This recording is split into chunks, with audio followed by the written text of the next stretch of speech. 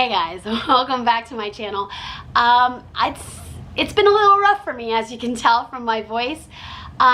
It's just, I can't, it's been so long. Like, I have been sick and then trying to get over getting over this for 10 days. And I'm just, I feel so unproductive. Like, I need to be talking to you guys. So I figured, I think I'm just going to do a relaxed video. I mean, sure, there's a lot of talking, which isn't that great for me, but have you ever had it where you have a raspy voice where you just love talking more? Because it's so cool to hear yourself talk in that way.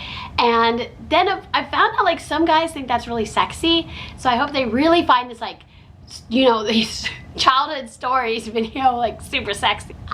I don't know, that's the best I got for my reasoning behind this, but I've always liked it when YouTubers in the past have done, like, through the years, because I feel like it helps you understand the timeline better, especially for someone who does stories, because my stories kind of go back and forth where, you know, like, this took place in high school, now I'm back in college, recent, like, and it's bouncing around, and you're only hearing kind of like the highlights and the dramatization that's going on, like, in that area, like, not area, like, sector of the timeline. So I feel like this kind of helps people who are curious about it, like, know my timeline of, like, how did I get to be the way that I am. And if these videos are not for you because it's just, like, a little bit too dull of a story, that's fine. I have so many other story times that are, like, I'm really proud of, they're really great. Wow, that sounds really bad. This is just going to be me talking for the sake of talking.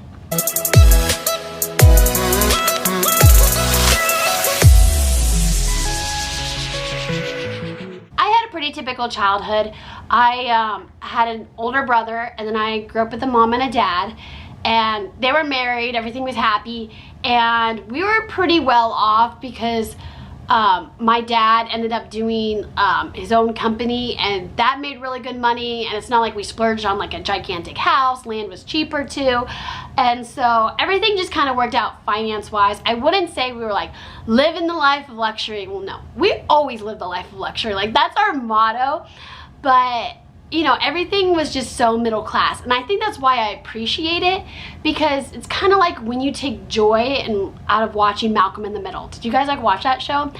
It was just so great because they were just so standard middle class, and that's where I feel like it really builds your character, and it just, I think it made me, like, a lot more lighthearted just being stuck in the middle of the spectrum.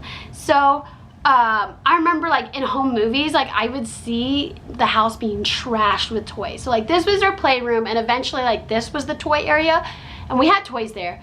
But then also, like, this area, my living room, was, like, covered in toys. And I'm trying to remember exactly when, but you know, when my parents first got this house, this playroom was actually, like, a hot tub area. So they got rid of that because they wanted it to be more family friendly. It was too much to keep up with. It was old, a hot tub, like, old school, like, bleh. I love playing with toys.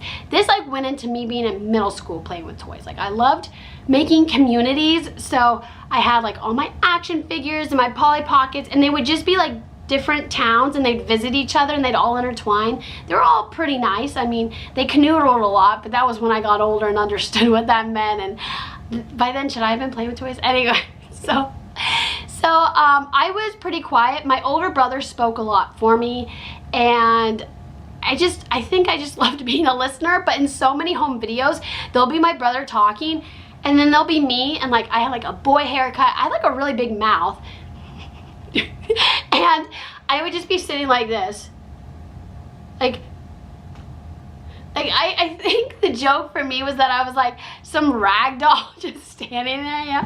And another thing too is I was pretty obedient. I never wanted to disappoint anybody. I'm still that way, but I've gotten better.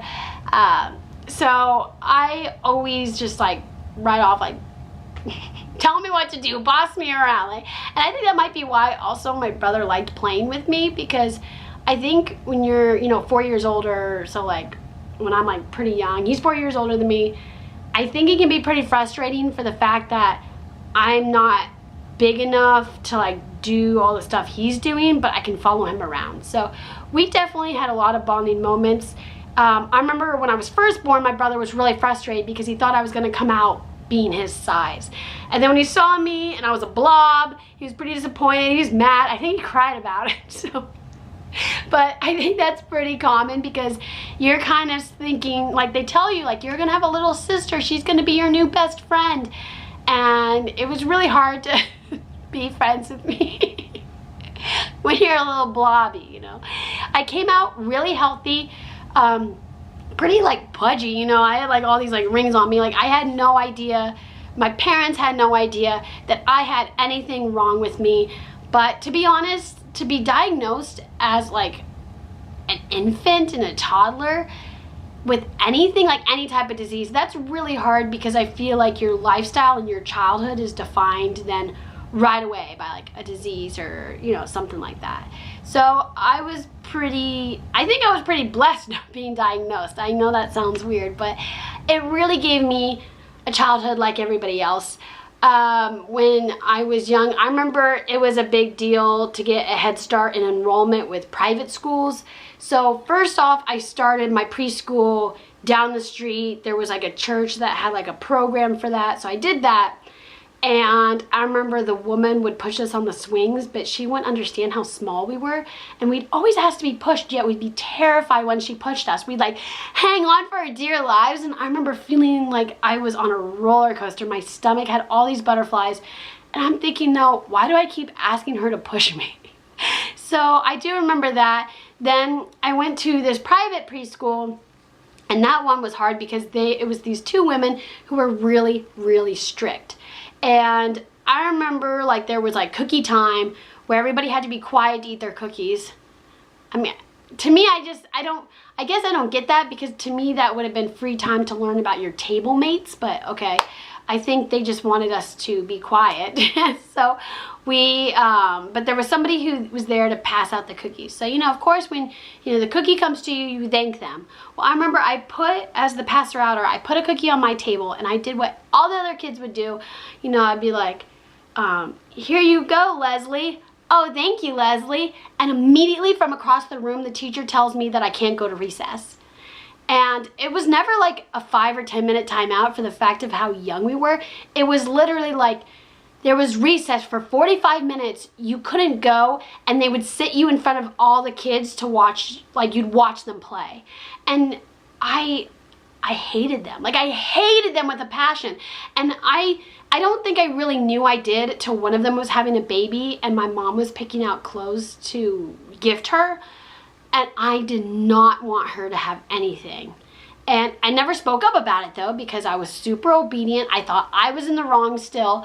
I was super quiet, and I just I wasn't my own person yet. So I remember just being so mad. Well, one day my mom figured it out, because I was, you know, I always got along with other kids. I always was well behaved at home. And she saw, like one time she came in, and she saw my face and something didn't look right, and I was just so sad, but like the kind where maybe not everybody can tell, but a mom can tell, like you're hiding back like all these emotions. And my mom had asked like, what happened, what's wrong? Because she happened to stop in for something that wasn't about like my behavior, but you know, I'm in timeout or something. And the woman gave her a reason, and my mom thought it was so dumb that she immediately pulled me out after the year ended. So then I ended up applying for 2 private schools in the area. One was Hockaday. It's an all-girls school. It's like top of the line. And then there's also the one that competes with it, and that's Green Hill, which is co-ed. And based on my personality, I belonged at Green Hill because I was like so weird and I loved being wild, but you know, it's not like me being like crazy or something. I was just more free-spirited. I have no hate for Hockaday, but you know, you're wearing uniforms, all girls school. It was very intense on academics, when Green Hill put like a really strong push towards character development. And again, I know some Dallas people watch my videos. I don't want it to look like throwing shade, because when people tell me they went for Hockaday, I have mad respect for them because I know how grueling it is, but I belonged at Green Hill. And luckily, everything worked out in the universe where I did not get into Hockaday, but I got into Green Hill. And that was really neat. I remember apparently I was the teacher's favorite. I didn't even know, except for the teacher had like told my mom, I think, or something. And I guess he was kind of under the impression that a lot of the kids, I can say this, right? I'm gonna say this. He was, you know, private school attracts a lot of rich people. And so he kind of had the mentality that it was a lot of rich brats that went to the school. I mean, it could have very well been that way. I think you know, schools go through phases, but I guess he had really liked it that I went over the break. People would always talk about, you know, all the gifts that they got, or, you know, vacations they went on. And my stories always involved, like, the different ways I hung out with my family. So, I'm not saying this, I was told all this. But I don't really remember him being my teacher. The person I remember was the next year, when I guess my memory was better developing, this is now, I guess not preschool, now this is kindergarten. I was with this lady, her name was Mrs. Barnes. She has, like, I know why she has the best reputation, because she was so good. We kind of had a variety of kids. Some of them were troublemakers, and she still was able to handle the troublemakers just fine. I think what helped it was that she had a very organized game plan for us. But she also gave us a choice. Like, we always had, like, this or that to choose from. And we couldn't do something for too long throughout the week. We always had to mix it up because she wanted us to be very well-rounded in our development. But one thing that was so great is she had all these animals. She had, like, the fire-belly frogs, and then I think she had, was it like a lizard or a snake, and she had rats. The rats always scared me because when you'd pick them up, like, they're, you know, like, they fling around, and it scared me. Like, their tail was whipping in my face. Their claws would get into me, but everybody loved the rat. So I kept trying, like, once a week to pick the rat up because everybody else did. And it was a disaster every time. But I fell in love with animals. I was obsessed with them. I wanted to farm. And I think this kind of got to, you know, like, if you guys will learn later on in life, I ended up getting, like, every single animal on the planet at one point. Not a snake, though. That was something I wasn't that interested in. Kind of wish I had a tarantula, but oh well. Maybe there's still time for me, you know. I do say you know a lot. That's also, like, another habit that I've developed. I think I say you know more than like. And when I'm angry and venting and I'm talking to my mom, I say you know all the time. So, sorry, you know. I think it was pretty neat, though, getting into Green Hill, because Green Hill went all the way through senior year. And when you start, like, in first grade or before that, you're considered in the Forever Club. I'm not for sure exactly what that means. I think it's just something cool, because you can pretty much say, like, all my childhood consisted of going to this private school. So it's a little bit harder to get into private schools when you get older, because it's more academic based and you're really having to fight. This one, I think I just had to be really nice and good at sharing. But at the same time, starting early in private schools made your parents pay money every single year for you to go. I was always obsessed with The Lion King. I don't think I fully got the storyline, but I loved watching it and the animals. I don't think I was too afraid of anything. I loved to laugh. I think I'm just reaching for things now. I'm trying to think if there's, like, anything else, but it's kind of hard to reflect on that time. I'm sure I'll remember more off camera. But when you think about it, like, preschool's only like 2 or 3 years, and you remember maybe 20% of it. And a lot of it that I'm, like, reflecting back onto you guys is stories that my parents have told me, or from just watching home movies. But I would say, though, I was overall a really happy kid in great conditions. Thanks so much for watching this video. I really appreciate it. Leave me a like so I know if you want to see the other stories through the years of what I was like. Leave a comment if, you know, you guys remember any of your preschool days, because I think it'll help jog my memory of what I was like during that time. It's so long ago. I'm 25 for those of you guys who don't know, and I'm going to be 26 this year, and it's terrible. Like, I think that's something that makes me really, really sad, but can't stop time. But yes, subscribe to join the Fam Bam, and for any of you guys can click out, but I'm just gonna talk, like, free talk a little bit more. Well, I just know some of you guys know me at different levels, so some of you guys are more willing to, like, listen to some updates. But so I'll just talk about YouTube. I have noticed a decline in AdSense since the holidays are over. But, you know, I don't do YouTube for money, or else I would not be on this platform for that long, and no. I just love like the art of video production and the art of YouTube. So my stats are going up, and that's what makes me feel good. That's what's rewarding to me. A little confused that my stats are going up and then my AdSense is going down. For New Year's, I had a lot of fun actually. And I have spent New Year's just like playing Sims and staying off social media because I knew I'd get like so much FOMO from that. It was nice to go out, but it's funny because it's one of those things where, you know, you see people going out and you're like, oh, I wish I was them. And so many times then I go to the bars and I'm thinking, I wish I was home.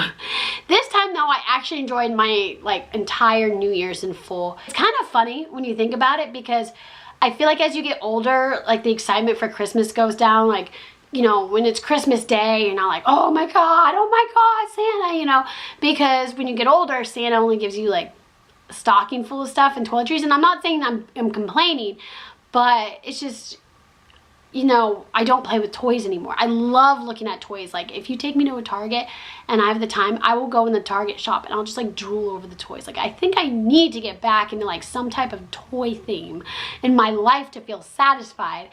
It's weird, and I think that's why I play Sims, because it's more of an adult acceptable way of playing with toys.